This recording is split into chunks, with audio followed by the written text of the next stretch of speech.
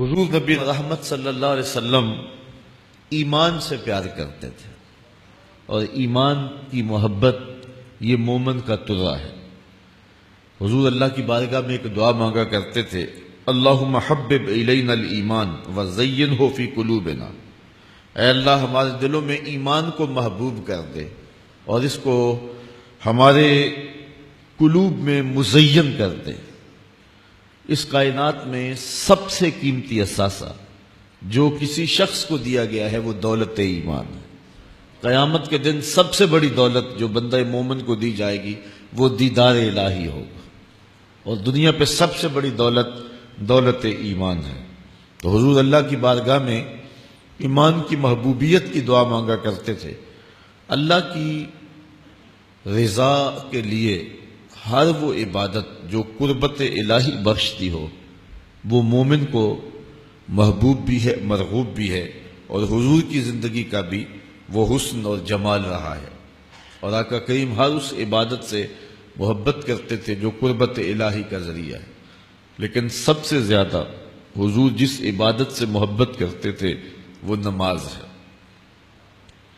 آقا کریم علیہ الصلوۃ والسلام نے ارشاد فرمایا، حبب الی من دنیاکم الطیب والنساء وجعلت قرۃ عینی فی الصلاۃ، تمہاری دنیا سے مجھے صرف 3 چیزیں پسند ہیں، خوشبو، منکوحہ عورتیں، اور میری آنکھوں کی ٹھنڈک نماز میں رکھی۔ حضور نماز سے اتنا پیار کرتے تھے کہ نماز کو آنکھوں کی ٹھنڈک قرار دیتے تھے۔ جب نماز کا وقت ہو جاتا اور بلال حبشی کو حضور نے یہ کہنا ہوتا کہ ندا دو، اذان دو، پکار لگاؤ نماز کے لیے، تو حضور حضرت بلال کو کہتے، قم یا بلال فارحنا، اے بلال اٹھو اور ہمیں نماز کے پیغام سے راحت پہنچا دو۔ تو حضور علیہ الصلوۃ والسلام حضرت بلال کو ارحنا بالصلاۃ کے ساتھ آواز دیتے تھے۔ اس کو امام ترمذی نے اپنی سند کے ساتھ روایت کیا ہے۔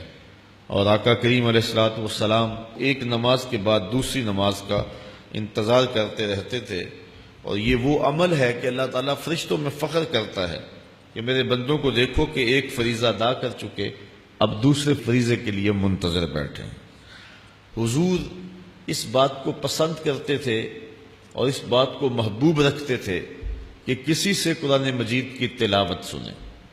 حضرت عبداللہ روایت کرتے ہیں، جس کو حضرت امام بخاری نے فضائل القرآن میں لکھا، کہ حضور علیہ السلام نے حضرت عبداللہ سے کہا کہ اقرأ علی القرآن، میرے سامنے قرآن مجید کی تلاوت کرو۔ قل، تو کہتے ہیں میں نے کہا، اقرأ علیک وعلیک انزل، حضور آپ پر تو قرآن نازل ہوا ہے اور میں آپ کے سامنے قرآن مجید کی تلاوت کروں؟ تو حضور نے ارشاد فرمایا، انی احب ان اسمعہ من غیری، میری آرزو یہ ہے کہ اپنے علاوہ کسی اور کی زبان سے بھی سنوں۔ تو کہتے میں نے سورہ نساء کی تلاوت شروع کر دی، اور جب میں اس آیت پہ پہنچا، فکیف اذا جئنا من کل امۃ بشہید وجئنا بک علی ہؤلاء شہیدا، تو حضور نے فرمایا، حسبک الآن، اے عبداللہ بس کرو۔ تو کہتے میں نے تلاوت روک دی، اور جب میں نے حضور کو دیکھا تو حضور کی آنکھوں سے چھم چھم آنسو برس رہے تھے۔ اور قرآن مجید کے آداب میں سے ہے کہ اس کو جب پڑھا جائے تو اس کو اس لذت کے ساتھ پڑھا جائے کہ آنکھیں آنسوؤں کا خراج دیں۔ بلکہ ایک روایت میں آتا ہے، حضور نے فرمایا، راتوں کی تنہائیوں میں اٹھ اٹھ کے قرآن پڑھا کرو اور قرآن پڑھتے ہوئے رویا کرو۔ فَإِن لَّمْ تَبْكُوا فَتَبَاكُوا، اگر رونا نہ آئے تو تکلف کے ساتھ رونے کی کوشش کیا کرو۔ حضرت داتا گنج بخش علی حجویری سے کسی مرید نے پوچھا، حضرت اگر رونے کی کوشش کریں پھر بھی رونا نہ آئے، تو فرمانے لگے، پھر مقدر پہ رویا کرو، کہ دل اتنا بنجر ہو گیا ہے اور اتنا سخت ہو گیا ہے کہ تم رونا چاہتے بھی ہو، تمہاری آنکھیں آنسوؤں کا خراج نہیں دیتی ہیں۔ تو قرآن مجید پڑھا کرو اور قرآن مجید پڑھ پڑھ کے رویا کرو، اس لیے کہ قرآن مجید اللہ تعالیٰ سے ہم کلام ہونا ہے۔ حضور کا ایک فرمان سن لیجئے، اس کا ایک چھوٹا سا حصہ کتاب رحمت کے بارے میں طبیعت کے اوپر ایک نشہ سا طاری ہو جاتا ہے۔ فرمایا، یہ اللہ کی وہ لٹکتی ہوئی رسی ہے جس کا ایک سرا تمہارے ہاتھ میں ہے، دوسرا سرا تمہارے رب کے ہاتھ میں۔